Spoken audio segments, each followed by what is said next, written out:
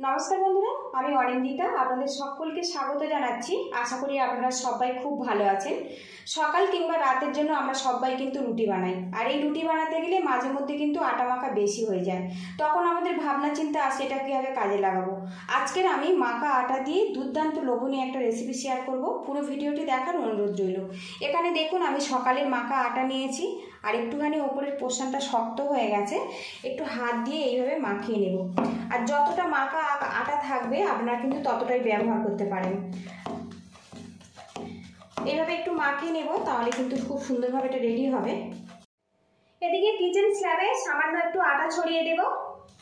আরও কিছুক্ষণ এটা আমি ভালো করে মাখিয়ে নেব। আর একটু খেয়াল রাখতে হবে এই আটার গায়ে কোনো রকম যেন চ্যাটচ্যাটে ভাব না থাকে। একটু শুকনো শুকনো করে মাখিয়ে নিতে হবে। বেশ কিছুক্ষণ মাখিয়ে নিয়েছি। এবার এটা আমি 3টে ভাগে ভাগ করে নেব। একটু বড় বড় করে আমি লেচিগুলো কাটলাম, আর একটু আটা ছড়িয়ে নেব। এবার এটা পাতলা করে বেলে নেব। আর একটু খেয়াল রাখতে হবে এই রুটির গায়ে যেন কোনো রকম চ্যাটচ্যাটে ভাব না থাকে, তাহলে কিন্তু শেপ দিতে একটু অসুবিধে হবে। এদিকে দেখুন রুটিটা কিন্তু আমি বেশ পাতলা করে বেলে নিয়েছি। খুব পাতলা নয়, আবার খুব বেশি মোটা নয়, এইরকমভাবে বেলে নিয়েছি। এখানে দেখুন ঢাকনাও নিয়েছি, আর এখানে দেখুন ছোট ছোট যে গ্লাসগুলো হয় সেটাও নিয়েছি। যে কোনো শেপ দিয়ে কিন্তু আপনারা কেটে নিতে পারেন। এবারে এগুলো আমি গোল গোল করে কেটে নেব। তো দেখুন কেটে নিয়েছি। এবারে এইভাবে এক্সট্রা পার্টটা তুলে নেব। বাকি যে আটা মাখাটা রয়েছে ওর সঙ্গে আমি অ্যাড করে দেব। তো দেখুন কেটে নিয়েছি। এবারে এখান থেকে দেখুন একটা গোল অংশ নিয়েছি, আর এইভাবে দুটো দিক এইভাবে মুড়ে দেব। তো দেখুন পাস্তার শেপ হয়ে গেছে, কত সুন্দরভাবে এটা রেডি হয়েছে। দেখুন এর ভিতরটা কিন্তু ফাঁকা রয়েছে, খুব সুন্দরভাবে কিন্তু মশলাটা চলে যাবে। আর এইভাবে আমি রেডি করে নেব। আর এই শেপটা কিন্তু খুব ঝটপট রেডি হয়ে যায়। তো দেখুন আরও একটা রেডি হয়ে গেছে।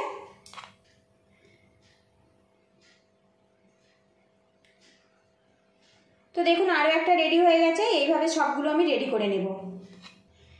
এদিকে দেখুন সবগুলো কিন্তু পাস্তার শেপ দিয়ে নিয়েছে, আর এখন দেখতে দেখুন কত সুন্দরভাবে এটা রেডি হয়েছে। শেপটা কিন্তু আপনারা পছন্দ মতো দিয়ে নেবেন।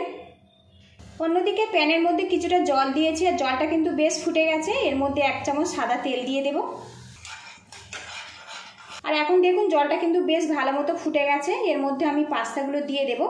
আর বন্ধুরা আপনাদের কাছে একটা রিকোয়েস্ট রইল, ভিডিওর শুরুতে একটা লাইক দিয়ে দেবেন। আপনাদের একটা লাইক পরবর্তী ভিডিও বানাতে কিন্তু অনেকটাই উৎসাহ দেয়। আর চ্যানেলে নতুন হয়ে থাকলে চ্যানেলটিকে সাবস্ক্রাইব করে পাশে থাকবেন। পাস্তাগুলো আমি দিয়ে দেব, আর একটু ছাড় করে দেবেন। সব পাস্তাগুলো আমি দিয়েছি। এখন কিন্তু কোনো রকম নাড়াচাড়া করা যাবে না। একটু সেট হয়ে গেলে তারপরে এগুলো নাড়িয়ে দেব। পাস্তাগুলো বেশ কিছুক্ষণ ফুটিয়ে নিয়েছি। এবারে একটু আলতো হাতে নাড়াচাড়া করে দেব। আর বন্ধুরা এখনকার বাচ্চারা কিন্তু রুটির থেকে পাস্তা চাউমিন এগুলো বেশি পছন্দ করে। অনেক সময় বাড়িতে চাউমিন পাস্তা থাকে না, এইভাবে আটা দিয়ে কিন্তু বানিয়ে নিতে পারেন। আর এই পাস্তাটা কিন্তু কেনা পাস্তার থেকে অনেক বেশি স্বাস্থ্যকর আর টেস্টি। কিছুক্ষণ ফুটিয়ে নেব। আর এই পাস্তাটা ফোটাতে কিন্তু খুব বেশি সময় লাগে না, 3 থেকে 4 মিনিট ফুটিয়ে নিলেই কিন্তু সুন্দরভাবে এটা রেডি হয়ে যায়। আর বন্ধুরা দেখুন এই পাস্তাগুলো কত ছাড়াভাবে রেডি হয়েছে। গ্যাস লিডটা আমি বন্ধ করে দেব, দিয়ে এই পাস্তাগুলো নামিয়ে আমি ঠান্ডা করে নেব।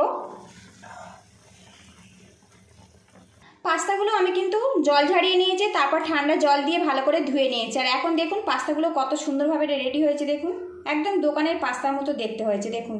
আর এখন দেখুন কতটা ছাড়াভাবে রেডি হয়েছে। দেখুন এইভাবে আপনারা রেডি করে নেবেন। প্যানটা পরিষ্কার করে নিয়েছি। এর মধ্যে দিয়ে দেবো 2 চামচ পরিমাণে সাদা তেল। এবার এই তেলের মধ্যে দিয়ে দেবো গাজর কুচি। আর গাজরটা দেখুন একটু মোটা আর লম্বা লম্বা করে কেটে নিয়েছি।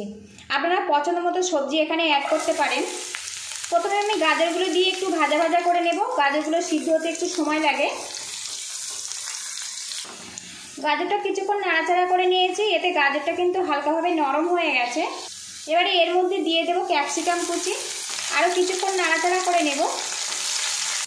ক্যাপসিকাম দিয়ে কিছুক্ষণ নাড়াচাড়া করে নিয়েছি। এবার এর মধ্যে দিয়ে দেবো পেঁয়াজ কুচি। পেঁয়াজটা দেখুন একটু বড় বড় করে কেটে নিয়েছি। এবারে এর মধ্যে দিয়ে দেবো স্বাদ মতো লবণ।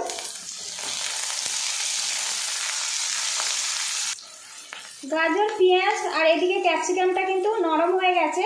এবারে এর মধ্যে দিয়ে দেবো পাস্তাটা দিয়ে একটু নাড়াচাড়া করে নেব।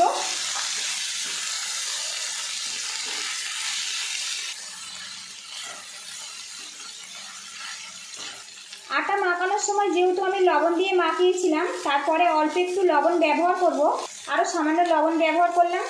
এবারে এখানে দেখুন ঝালের জন্য আমি কিন্তু মরিচ পাউডার ব্যবহার করব। এখানে আমি কালো মরিচ ব্যবহার করছি, আপনারা চাইলে কিন্তু কাঁচা লঙ্কাও ব্যবহার করতে পারেন, আর ঝাল যতটা পছন্দ করেন সেই মতো দেবেন। ভালো করে মিক্স করে নেব।